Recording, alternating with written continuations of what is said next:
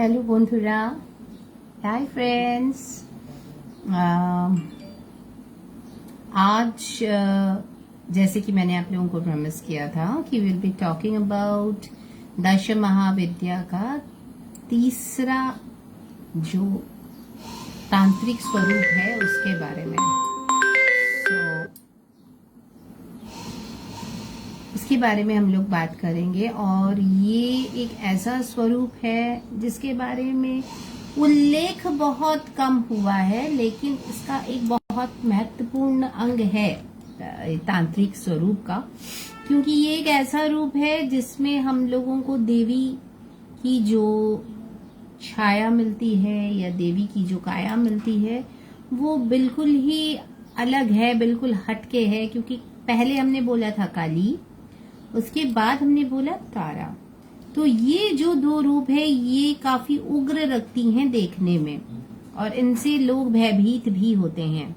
लेकिन अभी जिस रूप की वर्णना मैं करने वाली हूँ, आज जिस रूप को लेके मैं बात करूंगी वो है त्रिपुर सुंदरी। तो आप लोग सब जल्दी जल्दी आ जाइए। तब तक मैं जितने भी बंगाली फ्रेंड्स हैं उनको भी एक बार इंट्रोडक्शन दे देती हूँ। কালকে অবধি আমি কথা বলেছি কালী এবং তারা এই দুটোই খুব ভয়ঙ্কর রূপ বলে আমরা ধারণা করি। আমাদের দেখলেই একটা গায়ে কিরকম শিহরণ জাগে। তবে এখন যে রূপটির কথা বলবো সেটা হচ্ছে ত্রিপুর সুন্দরী। ত্রিপুর সুন্দরী রূপটা কিন্তু একটা খুব অন্য ধরনের রূপ, যেখানে কিন্তু আমরা দেখতে পাই মাকে একদম ভিন্ন একটি রূপে। এবং এই রূপটার মাহাত্ম্য তান্ত্রিক যে মত তাতে কিভাবে এটা ইনফ্লুয়েন্স করছে তার বিষয়ে আমি বলবো। এবং এই যে তান্ত্রিক মতে ত্রিপুর সুন্দরীর পুজো বা দুর্গার পুজো সেটা কোথায় কোথায় হয় বা কোথায় কোথায় আমরা দেখতে পাই সেটার বিষয়েও বলবো। তো ওনাকে শুধু ত্রিপুর সুন্দরী বলা হয় না, ওনার আরো কয়েকটি নাম আছে, যেরকম রাজেশ্বরী, ষোড়শী, কামাক্ষী, ললিতা। তো ললিতা রূপটা সাউথ ইন্ডিয়ায় খুব বিখ্যাত এবং আমরা দেখেছি অনেক মন্দিরে ललिता देवीर मंदिर আছে যেখানে ওনার পুজো হয়। तो जब हम त्रिपुर सुंदरी की बात करते हैं तो हमें पता चलता है त्रिपुर सुंदरी का भी काफी सारा नाम है। जैसे कि हर देवी का अलग अलग नाम है, वैसे ही त्रिपुर सुंदरी को भी हम राजेश्वरी, सोदोशी, कामाक्षी या ललिता के नाम से वो विख्यात हैं और उनकी पूजा इन सभी नामों में प्रचलित भी है। तो त्रिपुर सुंदरी के दोनों तरफ जया और विजया विद्यमान रहती हैं। তোমরা তাড়াতাড়ি করে জয়েন করে যাও, বিকজ তোমরা যত তাড়াতাড়ি জয়েন করবে গল্পটা শোনাতে আমার তত ভালো লাগবে।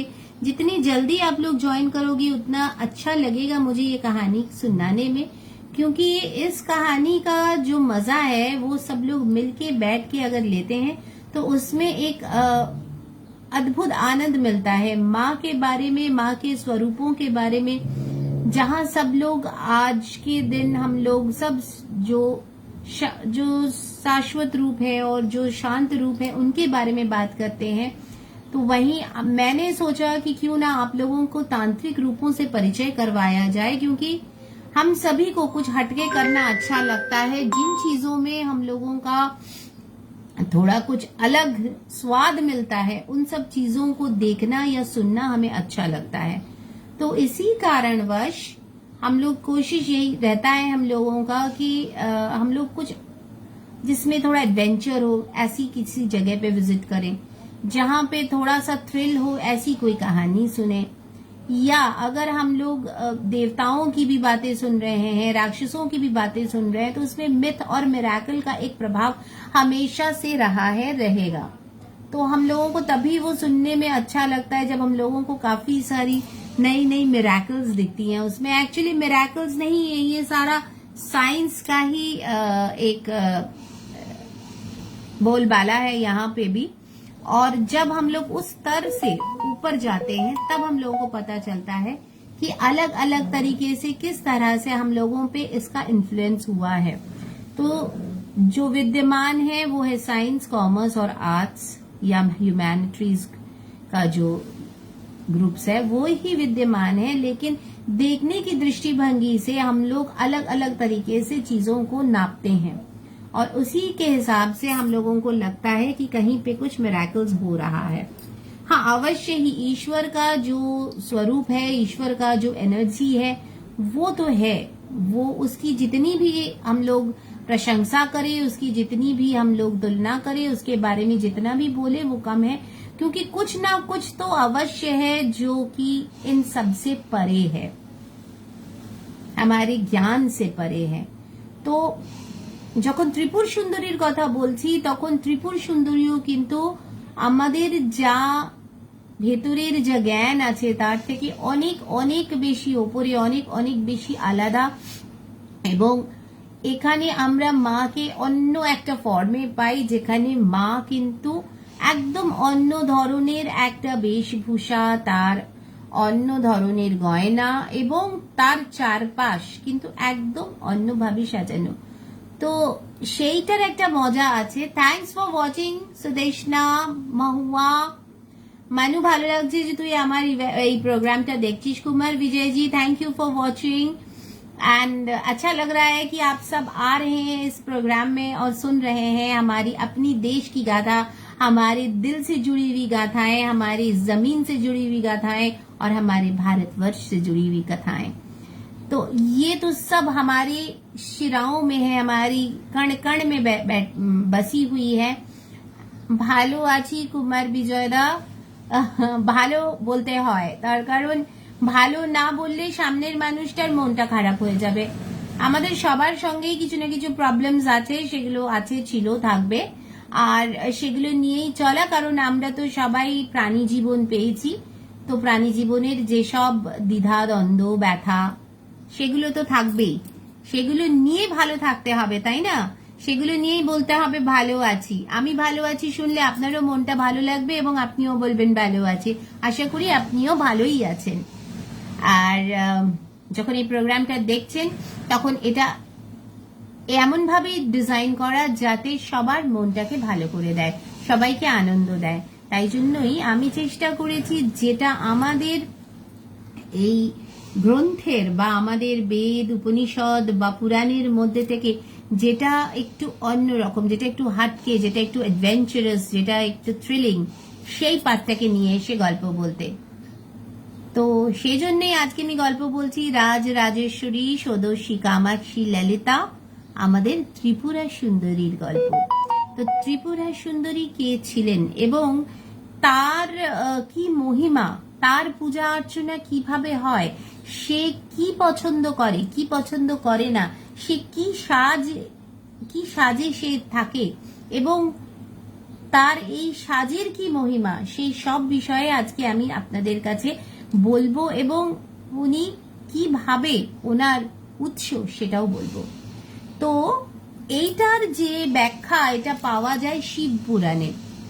আমাদের যিনি ষোড়শী তার ব্যাখ্যা পাওয়া যায় শিব পুরাণে।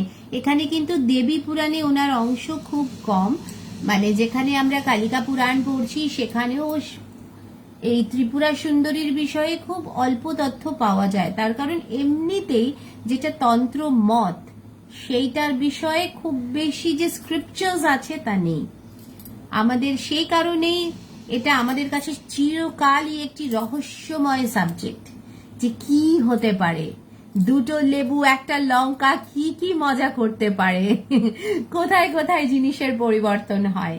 সেই জন্য আমরা তন্ত্রের দিকে আকর্ষিত হই। কিন্তু তন্ত্রের থেকেও যেটা বড় সেটা হচ্ছে মন্ত্র।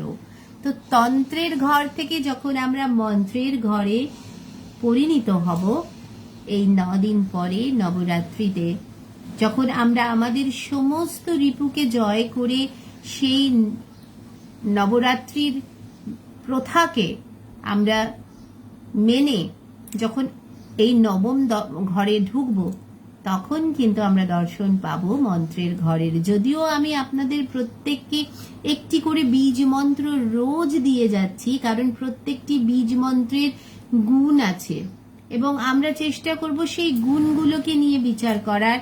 এই মন্ত্রের দ্বারা যদি মানুষের উপকার হয়, জীবের উপকার হয়, সেটা করার।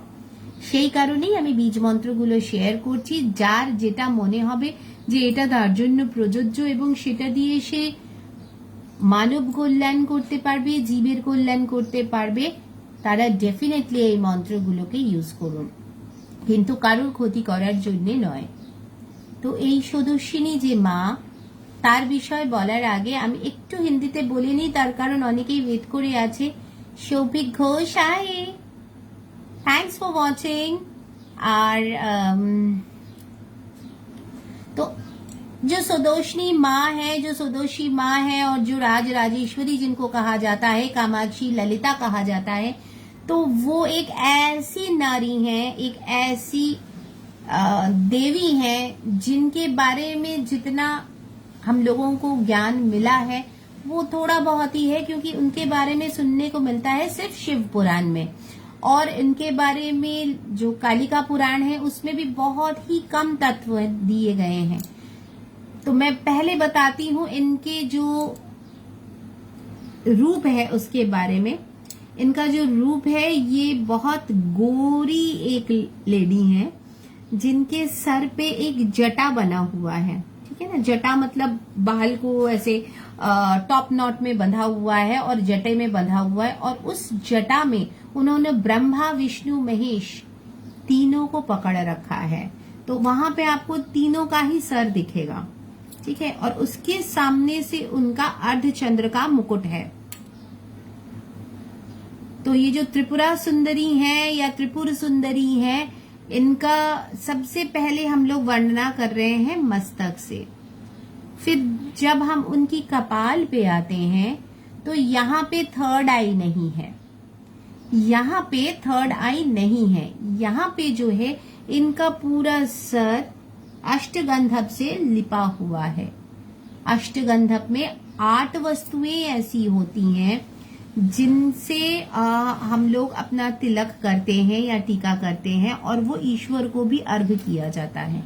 तो इनके पूरे कपाल में अष्टगंधप है और बीच में एक बड़ा सा सिंदूर का टीका किया हुआ है, मतलब एक बिंदी है बीच में। तो उससे सबसे पहले तो उनके मुखमंडल का परिचय होता है, और उनके जो नयन है वो काफी बड़े हैं। उनका जो भौं है, उनके नयन खुलते ही पूरे भौं में अटक जाती हैं, तो काफी बड़े उनके नयन हैं। और जो सबसे आकर्षित करने वाली चीज है, उनकी नाक में उन्होंने एक नोज पिन पहना हुआ है, जो कि उन्होंने अपने दाहिने तरफ पहना है। और वो नोज पिन एकदम बहुत लंबा सा एक नोज पिन है जिसमें से छोटी छोटी बूंदें लटक रही हैं। उसका भी एक महत्व है। जब आप देखिएगा साउथ इंडिया में most of the ladies they don't wear a ring, they wear a stud, और वो स्टड काफी लंबा होता है, तो उस तरह का एक नोज पिन। और उनका जो चिन पार्ट है वो काफी लंबा है, वो गोल नहीं है। जैसे माँ दुर्गा का जो भी हम लोग स्वरूप देखते हैं उनका फेस गोलाकार है, यहाँ पे त्रिपुरा सुंदरी का जो फेस कटिंग है वो थोड़ा ओवल शेप में है, वो ओवल है। और उन्होंने जो कपड़े पहन रखे हैं, क्योंकि वो राजेश्वरी है, राजा की घरानी है, शिव इस वेश में राजा है, और इसलिए वो जब राजा की घरानी है तो उनका जो श्रृंगार है वो हमेशा ही रानी का जो रंग होता है, मतलब मैजेंटा कलर की साड़ी वो ज्यादातर पहनना पसंद करती हैं, और उनको मैजेंटा कलर की साड़ियों में ही देखा जाता है। And most of the time we find her in a Kanjeevaram. तो she is a very rich lady and she is decked up like a queen, और बहुत सुंदर। और उनका जो बायां जो पैर है उन्होंने फोल्ड करके रखा है, और दायां पैर उनका खुला हुआ है। उनकी दोनों तरफ जया और विजया खड़ी हैं, जो उनको पंखा झेल रही हैं। और उनका जो वाहन है वो एक बुल है, एक सांड है। तो যখন আমরা ত্রিপুরা সুন্দরীর কথা বলছি, তো ত্রিপুরা সুন্দরী একটা মাথায় জটা, তার মধ্যে উনি ব্রহ্মা, বিষ্ণু, মহেশকে ধারণ করে রেখেছেন, এবং কপালে উনি কিন্তু এই পুরো কপালটা জুড়ে উনি কিন্তু অষ্টগন্ধপ মেখে রেখেছেন। তার ওপরে উনি একটা বড় লাল টিপ পরেছেন, নাকে ওনার একটা সুন্দর নোজ টার্ড আছে, যেটা একদম নাকের সঙ্গে যতটা নাক ততটাই লম্বা হয়ে চিপকে আছে ডান দিকে। চোখগুলো ওনার এতই বড় যে ওনার চোখগুলো পুরো ওনার আইব্রোজে গিয়ে আটকাচ্ছে। মানে ইউ ক্যান ইম্যাজিন যে কতটা সুন্দরী একজন মহিলা। এবং কানে কুণ্ডল রয়েছে এবং দুধারে জয়া এবং বিজয়া রয়েছে। এবং ওনার যে মুখের শেপটা সেটা গোলাকার নয়, সেটা একটু লম্বা ধরনের। এবং প্রচুর গয়না উনি পরেছেন, একদম মানে যেটা আমরা কালী বা তারার ক্ষেত্রে দেখিনি, এখানে আমরা দেখব উনি প্রচুর গয়না পরেছেন। ওনার বাঁ পাটা তুলে উনি বসে আছেন, মানে আমরা যখন জোড়াসন কেটে বসি যে পশ্চারে বসি সেই পশ্চারে বাঁ পাটা তোলা এবং ডান পাটা নামানো আছে। এবং ওনার যত গ্রহ আছে, যারা मूल ग्रह तारा सबाई ओनर पायर काछे बसे आछेन। एक चीज मैंने आपको नहीं बताया, जितने भी ग्रह हैं, जितने भी मतलब जितने भी हम लोगों के जितने भी प्लैनेट्स हैं, वो सारा उनके पांव के नीचे बैठा हुआ है। और वो त्रिपुर सुंदरी है, मतलब तीनों लोकों की स्वामिनी है। तो महादेव भी तीनों लोकों के स्वामी है और वो भी तीनों लोगों की स्वामिनी है। तो उनका ये जो रूप का वर्णना हमको मिलता है, इसके साथ एक यंत्र भी जुड़ा हुआ है जिसको हम लोग नवग्रह यंत्र कहते हैं। तो क्योंकि ग्रह सारे उनके चारों तरफ है, तो आप देखिएगा जब आप यंत्र यूज करते हैं तो उसमें 9 ट्रायंगल्स बना हुआ एक यंत्र आता है जिनकी दोनों तरफ कमल का फूल है। तो माँ का सिंहासन कमल का फूल है और वो यंत्रों के साथ वो बैठी हुई है, उस पे विद्यमान है। তো এটার সঙ্গে আরেকটা জিনিস জুড়ে আছে, সেটা হচ্ছে আমাদের নবগ্রহ। এই নবগ্রহ ওনার পায়ের তলায়, কারণ উনি ত্রিপুর সুন্দরী, উনি 3টে পুরের স্বামিনী। 3টে পুর মানে আমরা শহর ধরতে পারি, 3টে পুর মানে স্বর্গ মর্ত পাতাল ধরতে পারি। এবং এই 3 পুরের যে স্বামিনী, তার পায়ের কাছে সমস্ত গ্রহ, এবং তাই জন্য উনি কিন্তু নবগ্রহের অধিষ্ঠাত্রী। তার মানে এই 9টা গ্রহই কিন্তু ওনার পুজো করে, তাই জন্য এরা ওনার পায়ের কাছে বসে আছে। তার মানে আবার আমরা বুঝতে পারছি যে উনি আদি শক্তি স্বরূপিণী একজন নারী, যিনি শিবের গৃহিণী এবং ব্রহ্মা বিষ্ণু মহেশকে নিজের মস্তকে ধারণ করেছেন। তার মানে বুঝতে পারছেন কত পাওয়ারফুল লেডি।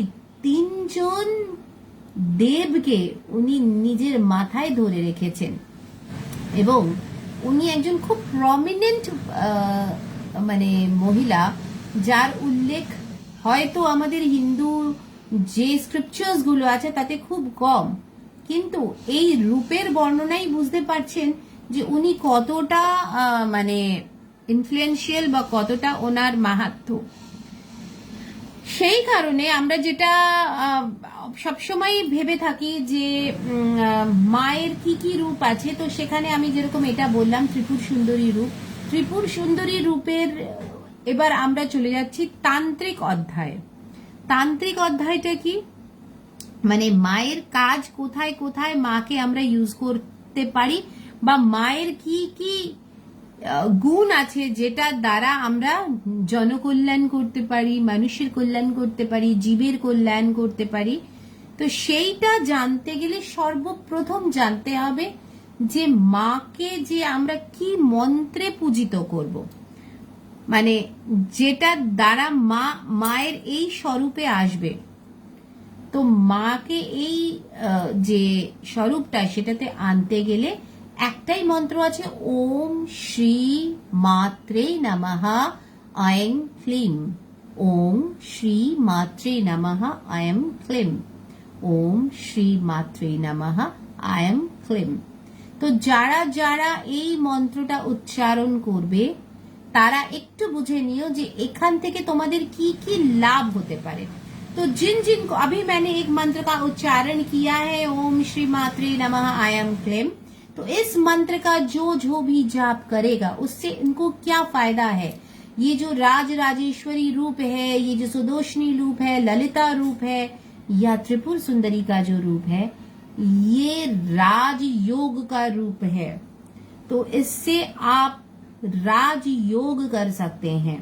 तो जिस तरह से अगर आपको लगता है कि आपकी जिंदगी में कुछ दुविधाएं हैं जिसके कारण आप आगे नहीं बढ़ पा रहे हैं, मान लीजिए कि आप बहुत अच्छे एक फैशन डिजाइनर हैं, लेकिन आपसे जो आपके क्लास के जो कमजोर लोग थे वो आपसे ऊपर जा रहे हैं, और आपका डिजाइन जो कि लोग प्रशंसा कर रहे हैं, लेकिन जब उनको लेना होता है तो किसी और से जाके ले रहे हैं। तो इसका कोई कारण तो होगा, है ना?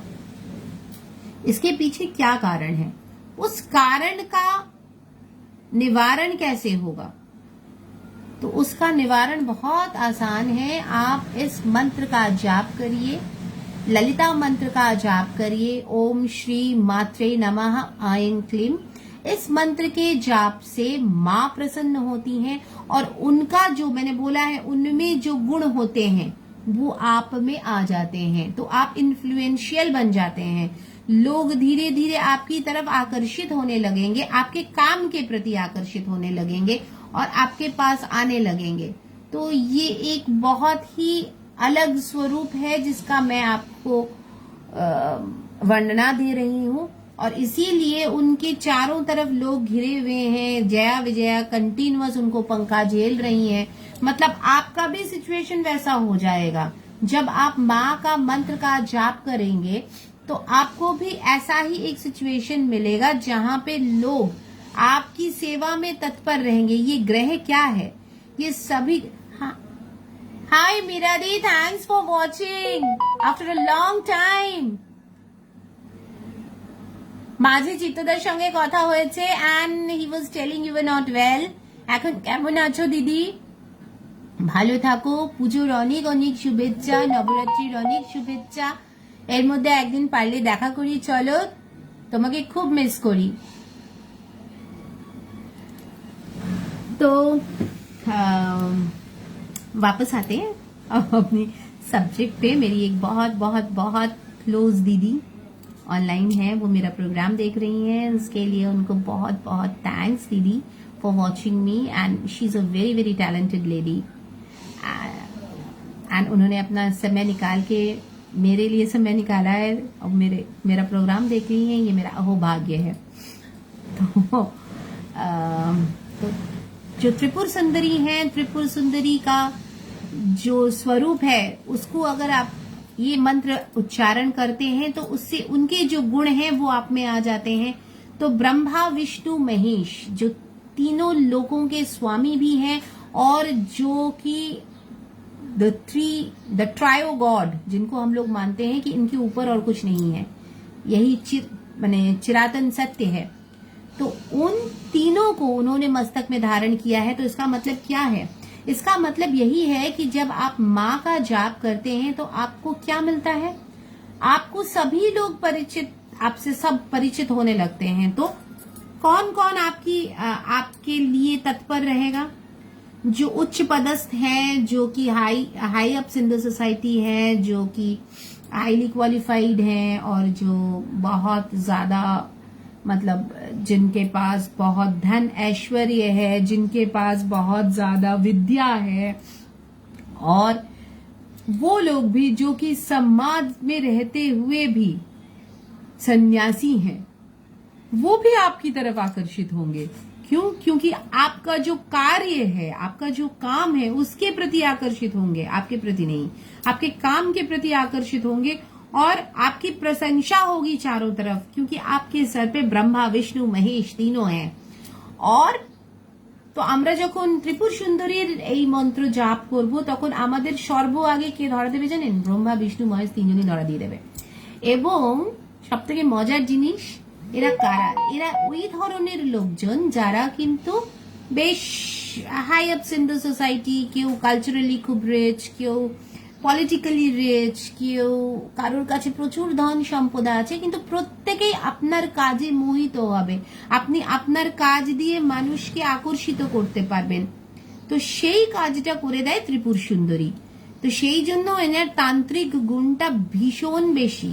আচ্ছা, আমরা যখন মাঝে মাঝে মানুষরা ভাবি যে আমি অমুক তান্ত্রিকের কাছে যাব, ও আমার কাজ করে দেবে, আমি তমুক তান্ত্রিকের কাছে যাব, সে আমার কাজ করে দেবে। সে এই মন্ত্রগুলোকে আপনার হয়ে আপনার জন্য উচ্চারণ করছে, তাই না? তো তার মানে আপনি কিন্তু ওনার প্রতি আরো বেশি আকৃষ্ট হচ্ছেন, আরো বেশি আকৃষ্ট হচ্ছেন, আরো বেশি আকৃষ্ট হচ্ছেন। তো আলটিমেটলি ফায়দাটা কিন্তু ওনার হচ্ছে বেশি আপনার চাইতে। তাই জন্য মন্ত্রগুলো নিজেরা পাঠ করা শুরু করুন। শুধু চেষ্টা করবেন মন্ত্রটা যাতে ঠিক উচ্চারণ হয়, কারণ এক একটা জায়গার ল্যাঙ্গুয়েজের অনুযায়ী আমরা এক এক রকম ভাবে মন্ত্র উচ্চারণ করে ফেলি। মন্ত্রের শুদ্ধিকরণ যাতে নষ্ট না হয়, এবং মহিলারা যদি এই মন্ত্র জাপ করে তার আগে ওং বিষ্ণু, আর পুরুষরা করলে নমো বিষ্ণু, এইটা বলে তারপরে কিন্তু যে কোনো মন্ত্র জাপ করা উচিত। এটা 3 বার বলে আচমন করে তারপরে যে কোনো মন্ত্র জাপ করবেন, এবং চেষ্টা করবেন ত্রিপুর সুন্দরীর জাপ সন্ধেবেলা যদি করেন তাহলে কিন্তু এর ফল অবধারিত। সন্ধে দেওয়ার পরে যখন আপনি বসে ধ্যানস্থ হচ্ছেন, সেই সময় যদি মা ত্রিপুর সুন্দরীর জাপ করা যায়, সেই সময় কিন্তু এটার মানে অ্যাক্টিভাইজেশনটা সব থেকে বেশি, মানে বলি না আমরা যে কোন জিনিসটা কোন সময় বেশি কার্যকরী, ক্যাটালিস্টের কাজ করবে ওই সময়টা। তো সন্ধেবেলা এটা করবেন। আর মঙ্গলবার যদি শুক্লপক্ষ থাকে সেই সময় যদি আপনি এটা করতে পারেন, খুব ভালো কাজ দেয় এই ত্রিপুর সুন্দরীর জাপ। তো যারা যারা মনে করছেন যে তারা নিজেদেরকে স্তরে একটু ওপরের দিকে নিয়ে যাবেন, তাদের কিন্তু এটা 108 বার জাপ করতে হবে, এবং এই জাপের ফলাফল কিন্তু সত্যি খুব মানে তাড়াতাড়ি পাওয়া যায়। মানে 40 দিনের মধ্যে আপনি চেঞ্জ দেখতে পারবেন। তো যাদের মনে হচ্ছে এই ত্রিপুর সুন্দরী জাপ করে আপনারা নিজেদের জায়গাটাকে অন্যরকম ভাবে প্রতিষ্ঠিত করবেন, নিজেদেরকে অন্যরকম ভাবে মানুষের কাছে তুলে ধরবেন, সেটা করতে পারেন। এবং যাদের সন্তানের আদির জন্য মায়েরা করতে চান তারা করতে পারেন। এবং পুরুষদের জন্য একটা আরো আমি জিনিস বলে দিচ্ছি, মহিলারা হয়তো অনেক সময় ভাবেন যে আমার এই সময় একটা পিরিয়ডে আমি জাপ করতে পারবো না, একটা সার্টেন টাইম থাকে যে সময়টা মহিলারা করতে পারে না, যাদের মেনোপজ হয়নি। তো তারা যেটা করতে পারে সেই সময় তাদের হাজবেন্ডসরা করতে পারেন, বা তাদের সন্তানেরাও এই জাপটি করতে পারে। কিন্তু সেটার জন্য সন্তানদের করানোর জন্য কিন্তু একটা অধ্যাবসায় লাগে। जिन लोगों को लगता है कि वो किसी एक पीरियड में महिलाएं नहीं कर पाती हैं जाप, या पूजा नहीं कर पाती हैं, या सोचती हैं कि नहीं करना चाहिए, वैसे तो आप अपनी माँ को कभी भी बुला सकते हैं। माँ से हम लोगों का जन्म हुआ है, माँ ही सर्वज्ञानी है, और माँ के साथ भी ये होता है। तो जो लोग कामाख्या जाते हैं सबको पता है कि माँ के साथ भी, माँ को भी मेंस होता है। तो इसलिए ये कोई ऐसा चीज नहीं है जो अपवित्र है, ये संसार का नियम है। That is the part of reproduction के लिए उस चीज का होना जरूरी है। शरीर के शुद्धकरण होता है, उस समय ब्लड प्यूरिफिकेशन होता है ना। तो जिनको साइंस का ज्ञान है, जिनको पता है इस बारे में, उनसे तो मुझे कुछ समझाना नहीं पड़ेगा। बट जिनको लगता है कि नहीं कर सकते, अगर कुछ आपका दिल नहीं चाह रहा है वो मत करिए, लेकिन अगर आपका दिल साफ है, करना चाहते हैं, आप कर सकते हैं। तो जिनका दिल साफ मतलब लग रहा है कि नहीं भाई हमको ये करना ठीक नहीं लगेगा, तो वो अपने संतान आदि से करवा सकते हैं त्रिपुर सुंदरी का जाप। और ये इफेक्टिव और एक जगह पे है, जो लोग स्टूडेंट्स हैं, जो लोग पढ़ रहे हैं और जिनका 10th and 12th का एग्जाम्स है, वो अगर त्रिपुर सुंदरी का जाप करते हैं तो जो है उन मिराकुलसली, कुछ बच्चे ऐसा नहीं होता है कि कुछ बच्चे एकदम मीडियोकर बच्चे थे और अचानक से पता चलता है कि बच्चे का तो एकदम भविष्य मतलब अलग ही कुछ मतलब हटके ही हो गया है। तो वो कब होता है? जब माँ त्रिपुर सुंदरी की दृष्टि उस बच्चे पे आता है ना, तो उसके मस्तक पे भी ब्रह्मा विष्णु महेश का वास हो जाता है। आप लोग प्लीज वीडियो कॉल ना करें, मैं तो वीडियो पे ही आ रही हूं ना आप लोगों के पास। मुझे समझ में नहीं आता कि लोगों को वीडियो कॉल से क्यों इतना प्यार है। मतलब हम यहाँ आपके सामने हैं, हम आपसे ही बात कर रहे हैं, आपसे हम माँ दुर्गा के स्वरूपों का बात कर रहे हैं, उनकी तांत्रिक स्वरूपों का बात कर रहे हैं। मतलब हमको भी उनके इस स्वरूप के बारे में जो ज्ञान है, उनकी जो उपकारिता है, उनकी जो अच्छाई है, जो बुराई है, उसके बारे में हमें भी पता है और हम उसको यूज भी करना जानते हैं। और फिर भी आप लोगों को डर नहीं लगता। जब तब उठा के मुंह आप लोग मतलब व्हाट्सएप में वीडियो कॉल करना चालू कर देते हैं। तो कभी किसी भी महिला का रोष का शिकार मत बनिए। मैंने उस दिन भी बोला था, ये तभी होता है और तब कुछ महिलाएं ना कुछ गलत स्टेप ले लेती हैं कि हमको ये बंदा इतना डिस्टर्ब क्यों कर रहा है। तो डिस्टर्ब मत करिए लोगों को। आपसे वीडियो कॉल करने की हमें तो कोई प्रयोजन नहीं है, आप भी मत करिए वीडियो कॉल।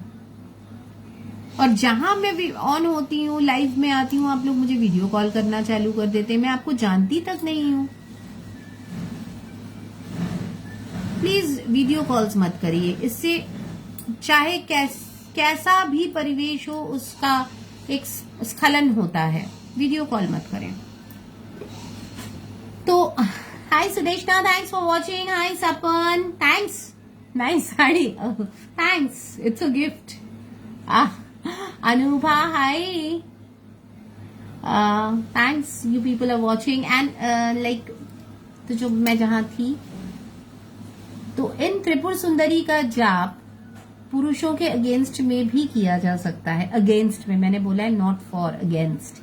मतलब पुरुष इसका जाप अपने अच्छे काम के लिए करें तो कुछ और है, बट त्रिपुर सुंदरी क्योंकि वो त्रिलोक की स्वामिनी है, अगर उनके पास ये आवेदन किया जाए कि मेरे साथ कुछ गलत हो रहा है और ये बंदा मेरे साथ कुछ गलत कर रहा है, तो त्रिपुर सुंदरी का जो अस्त्र है, मैंने उसके बारे में अभी नहीं बोला है। तो उनके हाथ में त्रिशूल है, उनके हाथ में तीर और धनुष है और उनके हाथ में कमंडल है। तो इन चारों का जो प्रताप है, अगर आप माँ के पास इसके आवेदन करते हैं तो आप एक चीज का तो औरतें एक चीज तो जान ही लें कि माँ इतनी पावरफुल है कि माँ पूरे संसार में विद्यमान है। और अगर आपको कोई डिस्टर्ब कर रहा है, जैसे मैंने कल तारा के बारे में बोला था कि रेप केसेस कम हो जाएंगे अगर आप तारा मंत्र का जाप करें। और यहाँ पे जैसे ये महाशय हैं जो वीडियो कॉल कर रहे हैं, इनको पता नहीं है, मैं नाम नहीं लूंगी, बट अगर ऐसे लोग जो आपको डिस्टर्ब कर रहे हैं और आप इनसे छुटकारा पाना चाहते हैं तो इनका भी उपाय है। और वो उपाय करना आसान तो है औरतों के लिए, बट उस इंसान के लिए बहुत ज्यादा ही प्राणघातक हो सकता है। क्यों? क्योंकि ये जो मातृ मंत्र है, इसमें ऐसे गुण हैं, अगर आप आचमन करके और उनके बारे में बोल दें कि वो मेरे लिए पेन हो रहा है वो बंदा, तो उनसे माँ उनके शरीर से रक्त को बिल्कुल शून्य कर सकती हैं। मतलब हीमोग्लोबिन की कमी हो सकती है उनमें, और डॉक्टर्स को भी नहीं पता चलेगा कि हीमोग्लोबिन कैसे कम हुआ। तो ये मंत्र वो लेडीज भी कर सकती हैं जिनको कि लोग अनायास ही अकेला समझ के डिस्टर्ब कर रहे हैं। तो अगर उस लेडी ने इस मंत्र का जाप किसी के अगेंस्ट में कर लिया, मैं इस मंत्र का ये गुण भी है और ये दोष भी है, कर लिया, तो वो व्यक्ति बिल्कुल रक्त शून्य हो जाएगा। तो ऐसा कुछ न करें कि किसी लेडी के रोष का कारण बने। তো যারা যারা এই প্রোগ্রামটা দেখছেন, আমি আপনাদেরকে কয়েকটা জিনিস যেরকম বললাম, তো এখানে এই মা ত্রিপুর সুন্দরীর জাপের যেরকম ভালো দিক আছে, খারাপ দিকও আছে। বাট খারাপ দিক মানুষ তখনই ইউজ করে যখন সে নিজে বিরক্ত হয় বা কেউ তাকে উত্ত্যক্ত করে। এটার করে কেউ যদি এটাকে ইনকামের রাস্তা করতে চায়, সেটা প্লিজ করবেন না। তার কারণ এটা আমরা ন্যাচারালি পেয়েছি। আমাদের কাছে যে শক্তিগুলো আছে, যে এনার্জিস গুলো আসে, সেগুলো ন্যাচারালি আসে। তো ন্যাচারাল আসা জিনিসটাকে নিয়ে ব্যবসা করা উচিত নয়। সেজন্য এটা নিয়ে কেউ ব্যবসা করবেন না। আমি জানি অনেকের হয়তো এটা জীবিকার সাধন, কিন্তু আপনারা অ্যাস্ট্রোলজি করে বলুন না মানুষকে, ওটা কোনো ক্ষতি নেই, কিন্তু কারোর ক্ষতি করে কোনো ব্যবসা প্লিজ করবেন না। আমি তন্ত্র নিয়ে কথা বলছি মানে আমি কিন্তু আপনাদের রাস্তা খুলে দিচ্ছি না কোনো খারাপ কাজের জন্য। আমি চাই এই তন্ত্র ইউজ করে মানুষ মানুষের কাজে লাগুক, মানুষ মানুষের ভালো করুক। এবং যারা চাইছে কারোর খারাপ করতে বা যারা অনায়াসী মানুষকে ডিস্টার্ব করছে, তাদেরকে এই জায়গাটা একটু বুঝিয়ে দেওয়া যে আপনারা এটা করবেন না। তার কারণ মহিলাদের হাতে কিন্তু প্রচুর প্রচুর অস্ত্র থাকে। একটি মেয়ে যদি কোনোভাবে খেপে যায়, তার হাতে যে অস্ত্র আছে সেগুলো কিন্তু পুরুষের চাইতে অনেক বেশি শক্তিশালী। এবার আপনাকে বলি এই মায়ের পুজো কোথায় কোথায় হয়। আমরা ত্রিপুর সুন্দরীর মন্দির কোথায় কোথায়, অবশ্যই যখন ত্রিপুরা সুন্দরী, ত্রিপুরাতে নিশ্চয়ই ওনার একটা মন্দির আছে, এটা সবাই বলবেন। আমাদের ত্রিপুরা সুন্দরীর মন্দির কিন্তু কামাখ্যাও বটে। হ্যাঁ, আচ্ছা, ত্রিপুর সুন্দরীর যে এই যে লুকটা, ওটার মধ্যে আমি আপনাকে বললাম যে একটা যন্ত্র ইউজ হয় যেটাতে ট্রায়াঙ্গেলস আছে, নটা ট্রায়াঙ্গেল, একটার ভেতরে একটা, আর একটা দুটো পদ্ম বাইরে, যেটার মধ্যে মানে যেটা ওই ট্রায়াঙ্গেলস গুলোকে ঘিরে রেখেছে। তো এটা আর অন্য কিছুই না, এটা যোনির দ্বারটাকে দেখানো হয়। মানে আমাদের যে কামাখ্যা মায়ের যোনিটা, ওটাও ট্রায়াঙ্গেল, এবং ওইটাকে দর্শন করানো হয়।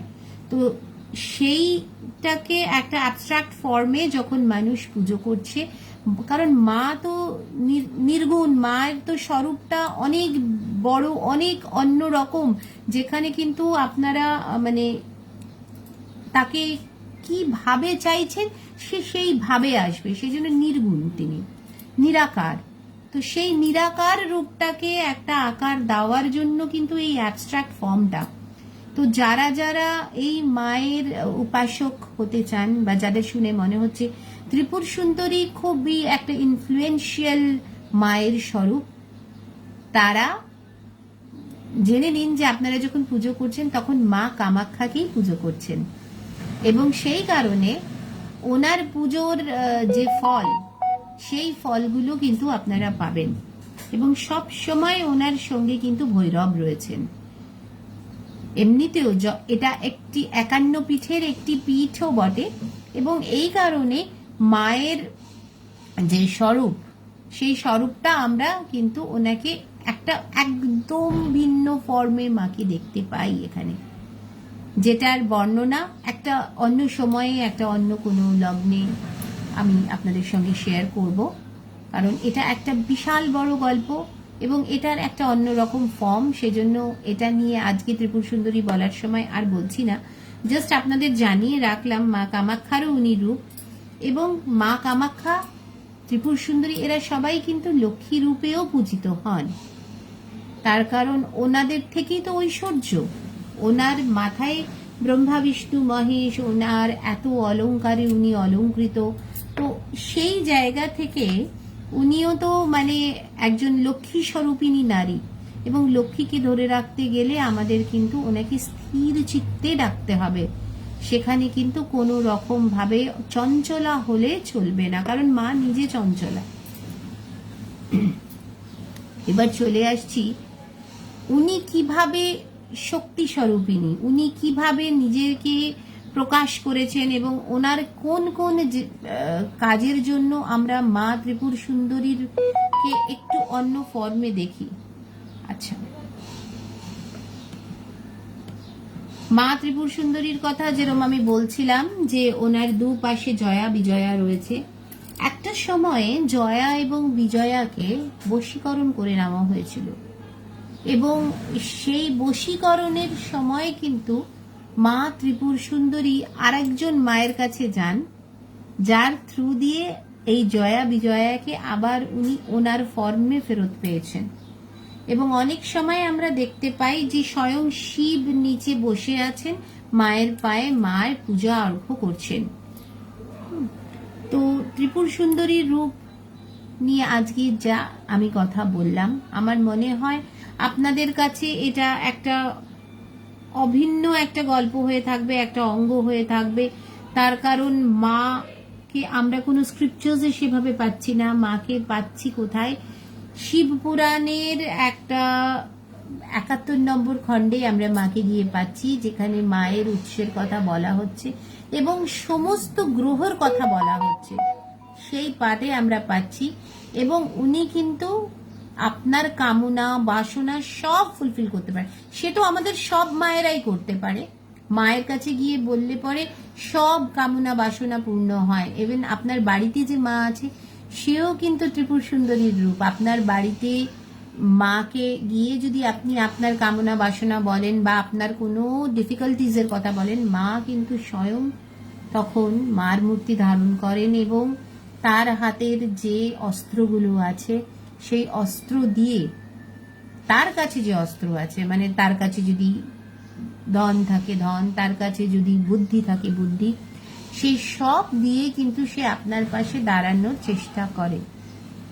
এবং ত্রিপুর সুন্দরীর বয়স কিন্তু চিরকালই 16 থেকে 18, এটাই ধরে নেওয়া হয়েছে। সেই জন্য সবসময় তার যৌবন তার সঙ্গে রয়েছে। এবং উনি একটা সোর্স অফ লাইট, আলো। উনি কিন্তু এনার্জি, কিন্তু লাইট এনার্জি, মানে এনার্জি অফ লাইট। তাই জন্য যখনই আমরা ত্রিপুর সুন্দরীর কথা ভাবছি বা বলছি বা দর্শন করছি, আমরা ওনাকে একটা অন্যরকম লাইট ফর্মে দেখতে পাচ্ছি। আর सब থেকে मजार जिनिस, जब हम लोग त्रिपुर सुंदरी की बात करते हैं तो वो हमें एक लाइट के फॉर्म में दिखती हैं। और वो जो त्रिकोण के बारे में मैंने आपको बताया था कि जिसमें वो 2 लोटस के फूल हैं और जिसके बीच में 9 त्रिकोण बने हुए हैं अलग अलग फॉर्म्स में, एब्स्ट्रैक्ट फॉर्म में। तो वो उनका जो स्वरूप है वो कामाख्या स्वरूप है, वो उनकी योनि को दर्शाता है। क्यों? अब इसके बारे में अगर हम बात करें कि उनकी योनि को क्यों दर्शाया गया है, क्योंकि योनि एक पावर है, वहां से प्रोडक्शन होता है, रिप्रोडक्शन होता है। तो उस पावर का अगर सही से इस्तेमाल किया जाए, माँ के उस विशाल का पावर का अगर अच्छे से इस्तेमाल किया जाए, अगर उसको भक्ति से, श्रद्धा से, प्यार से उसको याद किया जाए, तो आप देखिए आपके जो काम है वो दिन प्रतिदिन दुगुना 4 गुना बढ़ता चला जाएगा। इसीलिए उनको त्रिपुर सुंदरी कहा गया है, तीनों लोकों की स्वामिनी, जिन्होंने अपने मस्तक पे त्रिदेवों को बिठाया हुआ है। Thanks Ramesh ji for watching. मैं आपका जो रिक्वेस्ट है उसके बारे में मैं बात करूंगी आपसे, मुझे टाइम नहीं मिल पा रहा है।